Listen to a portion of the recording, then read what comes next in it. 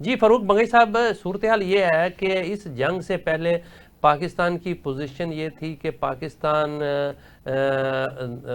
خارجہ سطح پر جو ہے وہ بہت پیچھے تھا انڈیا سے، اور انڈیا کی خارجہ پالیسی جو ہے اور ان کے سفارتکار بہت زیادہ متحرک ہمیں دنیا میں نظر آتے تھے. لیکن اس جنگ نے ایسی کایا پلٹی ہے کہ اب بھارت جو ہے وہ ہمیں تنہائی کا شکار نظر آتا ہے، اور پاکستان کی ہر جگہ پہ عزت اور وقار میں اضافہ ہوا ہے، اس میں کوئی شک نہیں. اور پاکستان بہت سینسیبل طریقے سے جو ہے وہ یہ سارے پتے کھیلا ہے، اور اللہ تعالیٰ نے ایک نہ صرف ہمیں سرخرو کیا ہے بلکہ دنیا میں پاکستان کو ایک باوقار ملک اور قوم کے طور پر اس وقت دیکھا جا رہا ہے. اب یہ بتائیے گا کہ ناظرین بھی یہ جاننا چاہتے ہیں کہ اس وقت جو مودی کے ساتھ ہو رہا ہے بھارت میں اور دنیا میں، اس کے پاس اب کیا راستہ بچتا ہے، اور آپ انڈیا کو کہاں کھڑا دیکھتے ہیں؟ یہ سب بات یہ ہے، مودی کے پاس تو مزید ضلالت کا ایک واحد راستہ ہے. اچھا، پتلی سی گلی ہے، وہ الجھا ہوا راستہ ہے. لیکن اصل میں جو سوالات کی جا رہے ہیں اپوزیشن کی طرف سے، اس کے تو جوابات آلریڈی موجود ہے. آپ دیکھیں نا، ٹرمپ سوشل مارکیٹنگ کر رہا ہے اپنی کہ ہم نے بڑی کامیابی سے دو جوہری طاقتوں کے درمیان جنگ کو روکا ہے. جہاں تک میں کاؤنٹ کرتا ہوں 27 بیانات وہ لب کشائی کر چکا ہے، بیانات دے چکا ہے. 27 آن ریکارڈ، لاسٹ جو گلاسکو میں دیا ہے اس کو انکلوڈنگ دیٹ ون. دوسری بات، وہ تو پتہ چل گیا کہ ٹرمپ کے دباؤ پہ ہوا ہے. دوسرا سوال ہے کتنے طیارے لاسٹ جو ہے وہ ہے 7 طیارے، وہ بھی انٹرنیشنل میڈیا میں سب کچھ آیا ہے. جہاں تک پاکستانی کے جو دہشتگرد پاکستانی تھے یا نہیں تو انڈین انٹیریئر منسٹر نے بھی کہہ دیا کل کہ وہ پاکستانی نہیں تھے، دہشت گردی انہوں نے نہیں کی ہے. تو اس سوالات تو آلریڈی پتہ ہے ان کو.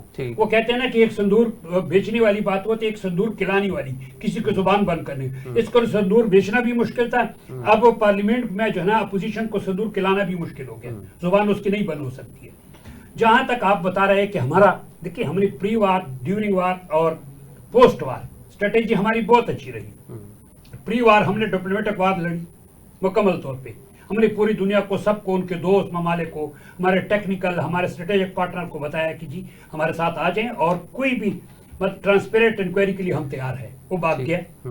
ڈیورنگ وار اس نے پہل کر دی اور ہم نے ایک جواب دے دیا، جواب دے کر کے اڑا کر کے رکھ دیا، مجبور کر دیا. اچھا خالد صاحب، یہ بتائیے گا کہ اس وقت جو اب ایک نیا پنڈورا باکس کھولا ہے انڈیا نے، یہ جو ایک 3 نوجوانوں کو مارا ہے اور ایک نئے جو ہے وہ شروع کیا انہوں نے، ایک اس کا نام پتہ نہیں کیا انہوں نے رکھا ہے، آپریشن مہادیو شروع کیا ہے. اس کا کیا امپیکٹ ہوگا؟ کیا دنیا کو وہ باور کروانے میں کامیاب ہوں گے؟ کیا پاکستان پر جو ایک نیا الزام یہ 3 نوجوانوں کی ہلاکت کی وجہ سے لگایا جا رہا ہے کہ یہ ان کا تعلق پاکستان سے ہے، اس میں کوئی جان پڑ سکتی ہے؟ ٹھیک ہے، وہ میں نے جیسے پہلے عرض کیا کہ ان کے پاس کوئی کریڈیبل ایویڈنس ہی نہیں تھا، تو ان کے پاس یہی وہ تلاش کرتے رہے ہم کہاں سے کچھ کریں.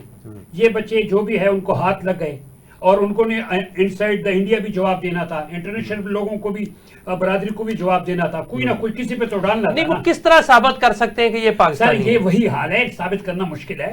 چاکلیٹ کے ذریعے آپ کسی کو ٹیررسٹ تھوڑا ثابت کر سکتے ہیں کہ اس کے جیب میں تھوڑا چاکلیٹ ہے، اور مار دیا تو مار دیا، بس ختم کر دیا. یہ وہ وہاں کے لوگوں کو بیوقوف بنانے کے لیے جی وہ لوگ تھے، کیونکہ سوال پوچھا جا رہا تھا کہ آپ ثابت کریں ابھی تک آپ نے پکڑا کیوں نہیں. آپ کو بتایا کہ جس وقت واقعہ ہوا تھا دوسرے دن ہمارے پروگرام میں نے کہہ دیا تھا کہ 3 دن پہلے وہاں ایک آپریشن ہوا تھا اور اس میں آپ نے سب کچھ پکڑا تھا. لیکن وہاں جو ہے پہنچنا، سیکورٹی کا پہنچنا مشکل ہے، اور اس کی جو ہے وہ آپ جو بناتے ہیں اسکیچ وہ تو 2 منٹ میں بن جاتے ہیں. FIR بھی پہلے سے درج ہے، یہ تو پری پلان تھا نا پہلے سے. تو یہ لیکن اس کے ذریعے یہ سفیشینٹ نہیں ہے. نہ وہاں کے لوگ مطمئن ہوں گے، نہ انٹرنیشنلی، نہ اس سے پاکستان کے خلاف کچھ ہو سکتا ہے. واحد راستہ ہے کہ ڈائلاگ پہ آ جائے. لیکن میں نے آپ کو بتایا کہ پہلے جب جنگ ختم ہوئی میں نے کہا وہ پراکسی کی طرف جائے گا. وہ پراکسی وار لڑ رہا ہے بلوچستان میں. پہلے وہ گریڈ گیم کھیل رہا تھا، اب اس نے اسرائیل کے ساتھ مل کر کے وہاں پہ ڈرٹی گیم کھیلنے لگا ہے. وہ کیا ڈرٹی گیم؟ بہت ڈرٹی گیم وہ کھیل رہا ہے، اسرائیل کے ساتھ جوائنٹ وینچر کر رہا ہے. اچھا، بلوچستان میں؟ جی بلوچستان میں. وہاں سے وہ پراکسی کر رہا ہے.